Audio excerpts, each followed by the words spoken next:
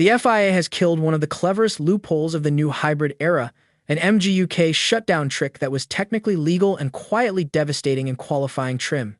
Here's how the trick worked, how it got caught, and what its removal means for Mercedes heading into Miami on May 3, 2026.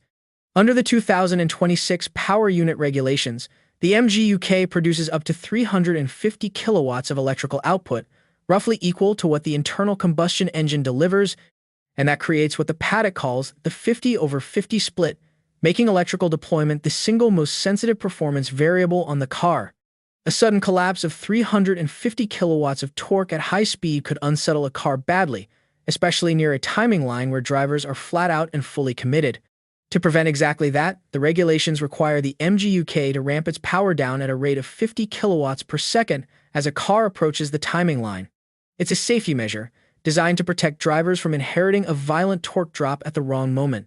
Regulations also allow a driver to instantly cut MGUK output through an emergency override called the continuous offset, meant for genuine failure scenarios, a safety valve if something goes wrong mid-lap. To stop teams abusing the system, the FIA attached a 60-second MGUK lockout as a deterrent, meaning any driver who uses the emergency cut loses the motor for a full minute afterwards. On paper, the logic is airtight. Mercedes and Red Bull powertrains found the crack. Brixworth engineers realized something very simple. At the end of a qualifying lap, the driver crosses the line and immediately begins coasting back to the pits, which means he doesn't need electrical power in that moment, and he doesn't care about a 60-second lockout because he isn't going to use the MGUK anyway. The deterrent was built around a race scenario, and qualifying breaks that assumption. So instead of allowing the MGUK to ramp down at 50 kilowatts per second as the regulations intended, Mercedes and Red Bull powertrains deployed the emergency continuous offset override right at the timing line. The motor cut instantly rather than tapering. Whatever lockout followed meant nothing because the lap was already over. The result, according to reporting from the race, was an extra 50 to 100 kilowatts of instantaneous power held right up to the line. On power-sensitive circuits, that's worth anywhere from hundredths of a second to roughly a tenth. A tenth on a 2026 grid where lap times are packed tighter than ever isn't a detail. The result is pole position. The trick first surfaced in Melbourne during the season opening weekend on 6 through 8 March 2026. Rival engineers studying data traces noticed something strange, with Mercedes and Red Bull-powered cars slowing mysteriously after their simulated qualifying laps in practice. Hybrid systems shutting down in a pattern that didn't match a normal deployment cycle. Something was being triggered at the line. Shanghai was quietly skipped. The run from the final corner to the line at the Chinese circuit is too short to extract meaningful benefit. Then came Suzuka on 27 through 29 March 2026, and the situation unraveled in public. During practice, Kimi Antonelli limped through the S's with no power. Max Verstappen had an identical problem on his own lap, and Alex Albon's Williams Mercedes stopped on track entirely. Mercedes disabled this system for Saturday qualifying, an implicit acknowledgement that something in the shutdown logic wasn't being used conventionally. Ferrari had seen enough. The Scuderia formally opened a dialogue with the FIA in the Suzuka paddock, framing the issue as a safety concern while acknowledging that the trick was technically legal under the rules as written. That framing matters because Ferrari wasn't accusing Mercedes of cheating. The team was asking the governing body whether it was comfortable with drivers inheriting unexpected power cuts in high-speed sections because rivals were exploiting an emergency override for performance. 16 days passed before the governing body responded. On 14 April 2026, roughly 2 weeks before the Miami Grand Prix on 3 May 2026, the FIA issued a technical directive restricting the MGUK shutdown to genuine emergencies only. End-of-lap telemetry will now be monitored for abuse, and if a team uses the continuous offset override without a legitimate failure reason, the data will show it and the FIA will act. Crucially, no penalties were issued. There were no fines, no points deductions, no World Motorsport Council hearings convened, and no team lodged a formal protest under Article 13 of the Sporting Code. The FIA treated the trick as legal under the rules as written, closing it through the conventional mechanism, a technical directive rather than a sporting sanction. Toto Wolff, who had publicly contested the earlier compression ratio story and accused the FIA of reacting to competitive jealousy, has so far stayed quiet on the MGUK directive. Carlos Sainz was less restrained, telling ESPN that the FIA had ignored driver warnings about energy deployment safety because the racing had been exciting.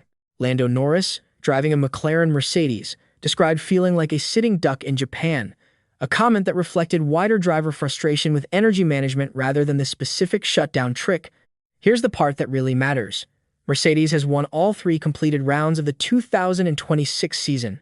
George Russell took Melbourne, and Antonelli won China by 5.5 seconds for his maiden Formula One victory before he took Suzuka for back-to-back wins.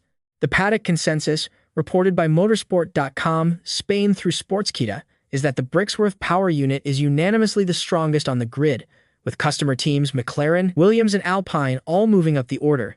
Removing the MGUK shutdown trick undoes none of that. The underlying power unit remains the class of the field. What the Directive does do is take away an end-of-lap weapon that was worth up to a tenth on power-sensitive circuits, and Miami is a power-sensitive circuit.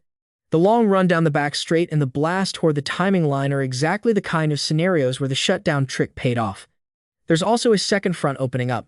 A review meeting scheduled for 15 April 2026, the day after the MGUK Directive, will examine broader energy management rules triggered by Oliver Behrman's 50G crash at Suzuka's Spoon Curve on 29 March 2026, caused by a closing speed delta of roughly 45 to 50 km per hour on a Franco Colapinto Alpine in energy harvest mode. 6 options are reportedly on the table, including reducing peak MGUK deployment below 350 kilowatts and cutting harvest caps.